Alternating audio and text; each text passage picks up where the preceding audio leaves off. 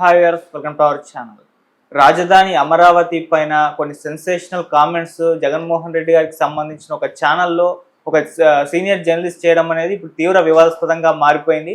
So ఆ video కూడా ఇప్పుడు విపరీతంగా టీడీపీ వాళ్ళు వైరల్ చేస్తున్నారు. ఇది జగన్మోహన్ రెడ్డి గారికి సంబంధించిన బ్యాచ్ ఇటువంటి కామెంట్స్ ఇటువంటి అన్ని కూడా చర్చలు అమరావతి పైన లేవదీస్తున్నారు. అమరావతి పైన వీళ్ళకున్న ఇటువంటి బుద్ధి కారణంగానే వీళ్ళకి ఇప్పుడు 11 ఓట్స్ మాత్రమే 11 సీట్లు మాత్రమే వచ్చాయంటూ తీవ్రంగా వాళ్ళు కూడా విమర్శిస్తున్నారు. అసలు ఏ విధంగా చూడొచ్చు ఆయన కామెంట్స్ ని, మరి దీనికి సంబంధించి ఎటువంటి క్లారిఫికేషన్ అతను ఇచ్చే అవకాశం ఉంది? ఇప్పుడు ఇదే అంశం మేము డిస్కస్ చేయడానికి ప్రజెంట్ మనతో పాటు సీనియర్ జర్నలిస్ట్ అరవింద్ కొల్లి గారు ఉన్నారు. వారిని అడిగి తెలుసుకునే ప్రయత్నం అయితే చేద్దాం. సార్ నమస్కారం సార్. సో ఆ వీడియోని ఇప్పుడు టీడీపీ వాళ్ళు అయితే విపరీతంగా వైరల్ చేస్తున్నారు సార్. అంటే అమరావతి పైన ఎటువంటి కామెంట్స్ జగన్మోహన్ రెడ్డి గారికి సంబంధించిన మనుషులు చేస్తున్నారో చూడండి అంటూ కూడా పెట్టేయడం మనం చూసాం. అక్కడ అమరావతిలో కూడా చాలా మంది ఇప్పుడు మహిళలు యాక్టివ్ అయిపోయారు. దీనిపైన పెద్ద ఎత్తున ఆందోళన కూడా చేస్తున్నారు. మరి అతని కామెంట్స్ ఏ విధంగా చూడొచ్చు అంటారు సార్? యాక్చువల్గా ఇటువంటి వ్యాఖ్యలు కానీ కామెంట్స్ కానీ రాజకీయ చర్చలు, వాటిలో హుందాగా ఉండాల్సినటువంటి విషయాలు, అట్లాంటి హుందాగా జరగాల్సిన చర్చల్లో ఒక రాజకీయ పరమైనటువంటి హీనత్వానికి, నీచత్వానికి పరాకాష్ఠం చెప్పక తప్పదు.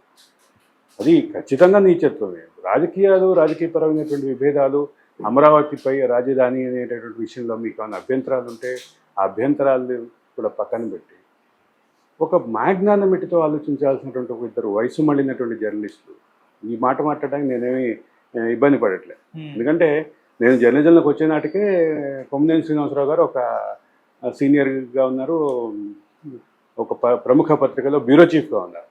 మొదట జర్నల్ బ్యూరో చీఫ్గా ఉన్నారు, తర్వాత పొలిటికల్ బ్యూరో చీఫ్గా ఉన్నారు. ఆయన ప్లస్ రాజకీయ అంటే ఈ మీడియా ప్రస్థానాన్ని చూసాం. అంటే ఒకటి హుందాతనం అనేది లోపించడం, దాన్ని మళ్ళీ సమర్థించుకోవడానికి చేస్తున్న ప్రయత్నాలు. నిన్న అంటే ఆ చర్చలో పాల్గొన్నటువంటి జర్నలిస్ట్ ఇచ్చినటువంటి ఎక్స్ప్లెనేషన్ కానీ, ఈరోజు ఉదయం షోలో వాళ్ళు అంటే దాని యొక్క డైరెక్షన్లో తీసుకెళ్ళినటువంటి పరిస్థితి కానీ, దీనికి మళ్ళీ రాజకీయ రంగు అసలు రాజకీయాలన్నింటినీ పక్కన పెడదాం కాసేపు. ఈ ప్రకటన ఒక ప్రాంతం మీద ఉన్నటువంటి అక్కసు, అసలు ఎక్కడ అక్కసు అనే విషయంలో ఏమి భేదాభిప్రాయం అక్కర్లా. అక్కసు అనేది చాలా చిన్న పదం. ఇప్పుడు నేను మాట్లాడే అనేక మాటలు పొలిటికల్ మ్యాగ్నానమిటీ పక్కన పెట్టి జర్నలిస్టిక్ మ్యాగ్నానమిటీ కోసం మనసులో ఆపుకుంటున్నట్టు పరిస్థితి. ఎంత హీనంగామైనటువంటి వ్యాఖ్యలు అండి. వాటిని మళ్ళీ సమర్థించుకోవడానికి ప్రయత్నం చేయటం నిన్న దాంట్లో పాల్గొన్నటువంటి జర్నలిస్టు. దాంతోపాటు ఈరోజు ఉదయం మరింత డిస్కషన్ కొనసాగించి మేము క్షమాపణ చెప్తే కూడా ఈ వివాదానికి ఫుల్ స్టాప్ పెట్టట్లేదు అంటూ వ్యాఖ్యలు చేయటం. ఇవన్నీ అర్థం ఏంటి? ఒకటి క్లియర్, అక్కడ వ్యక్తులకు ఉన్నటువంటి అభిప్రాయాలని సమాజం మీద రుద్దే ప్రయత్నంలో వచ్చినటువంటి పర్వర్టెడ్ మాటలు ఇవి. అమరావతి కేంద్రంగా జరిగినటువంటి రాజకీయ ఉద్యమాలు కానీ, అమరావతి కేంద్రంగా జరిగినటువంటి బౌద్ధ పరిక్రమలో కానీ, అది అంతటితోటి కాదు, చాలా విషయాలు ఉన్నాయి. అమరావతికి ఒక సాంస్కృతిక నేపథ్యం ఉంది. అమరావతిని రాజధానిగా ఉండటం మీద అభ్యంతరాలు ఉంటే దాన్ని ఎవరి అభిప్రాయాలు వాళ్ళకు ఉన్నాయి. ఆ విషయంలో నేను అమరావతినే రాజధానిగా ఒప్పుకోమనే విషయంలో నేను వెళ్ళట్లేదు, ఆ డిస్కషన్లోకి వెళ్ళట్లేదు. ఒక సాంస్కృతిక, సామాజిక, రాజకీయ ఉద్యమాలకి వేదికైనటువంటి ఒక ప్రాంతంలో, ఆ ప్రాంతంలో మహిళల గురించి చేసినటువంటి హీనమైనటువంటి వ్యాఖ్యలు, నీచమైనటువంటి వ్యాఖ్యలు, ఇది జర్నలిస్టిక్ మ్యాగ్నానిమిటీకే కాదు, అసలు ఒక రకంగా చెప్పాలంటే మనుషులుగా బతకడానికి ఇట్లాంటి వాళ్ళు అర్హురా కాదా అనే దాకా కూడా ఆలోచించాల్సినటువంటి పరిస్థితి వచ్చింది. ఆ ప్రాంతంలో మహిళలు ఉద్యమాన్ని నడిపి, అంటే ముఖ్యంగా రాజధాని మార్పు విషయంలో జరిగినటువంటి ప్రభుత్వ నిర్ణయాన్ని ఉద్యమాన్ని నడిపి, ఆ సమయంలో కూడా వాళ్ళు టార్చర్కి గురయ్యి, ఫిజికల్ టార్చర్కి, మెంటల్ టార్చర్కి గురయ్యి, సమాజంలో వాళ్ళని ఒక దీంట్లో ప్రొజెక్ట్ చేసినప్పటికీ వాళ్ళు నిలబడి అంటే ఆ ఉద్యమాన్ని నడిపారు, పాదయాత్రలు చేశారు, దేవుడి గుళ్ళకు పాదయాత్రలు చేశారు.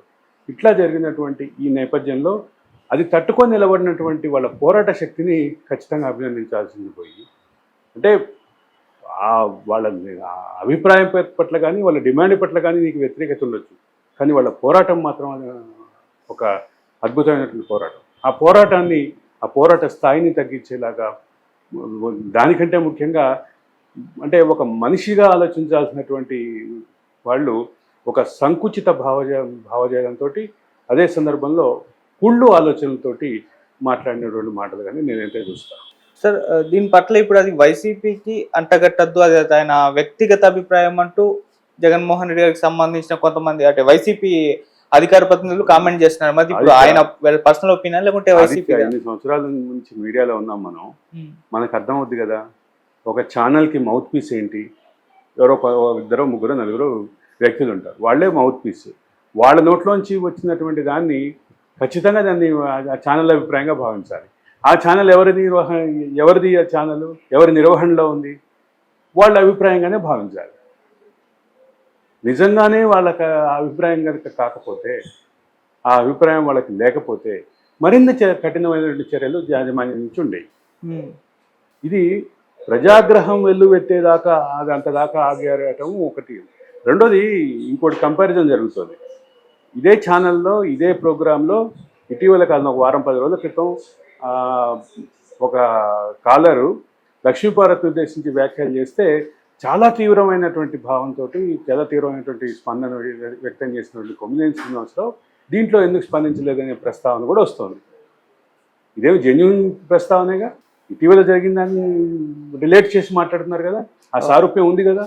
అక్కడ ఆయన స్పందించిన దానికి, ఇక్కడ ఆయన వెటకారంగా స్పందించిన దానికి ఉన్నటువంటి రిలేటివ్ కంపారిజన్లో ఉన్నారు. ఇప్పుడు ఎవరు వ్యక్తులు మాట్లాడక్కర్లా, అది అర్థం రెండు కళ్ళ ముందే కనిపిస్తూ ఉన్నాయి. పైగా ఇవాళ రేపు సోషల్ మీడియా వలన, లేదంటే విస్తృతమైనటువంటి సామాజిక మాధ్యమాల వాడకం, ఎట్ ద సేమ్ టైం ప్రచారం మూలంగా ఆ వేదికల మీద కూడా చాలా చర్చ జరుగుతుంది.